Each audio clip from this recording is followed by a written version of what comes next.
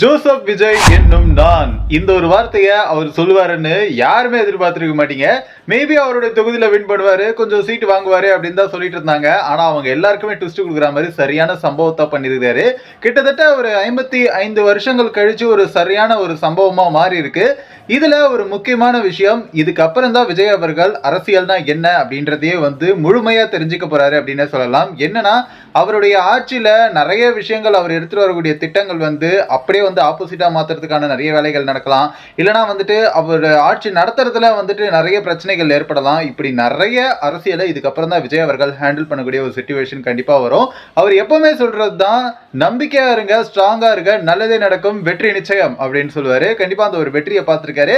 நம்ம எதிர்பார்த்த மாதிரி இதுக்கப்புறம் அவருடைய அரசியல் வேகம் அதிகமா இருக்கணும் அப்படின்றத ரொம்பவே எக்ஸ்பெக்ட் பண்றோம். கண்டிப்பா நல்லா செய்வாரு அப்படின்றத எதிர்பார்க்கலாம். நீங்க அவர் கொடுத்த வாக்குறுதிகள்ல என்ன ஒரு விஷயத்தை முதல்ல எதிர்பார்க்கறீங்க அப்படின்றத மறக்காம கமெண்ட்ஸ்ல சொல்லுங்க. நம்ம சேனலையும் முதல்ல அப்படியே மறக்காம சப்ஸ்கிரைப் பண்றீங்க. நம்ம தளபதி விஜய் அவர்களுக்கு நம்மளுடைய சார்பா வாழ்த்துக்களையும் சொல்லிடலாம்.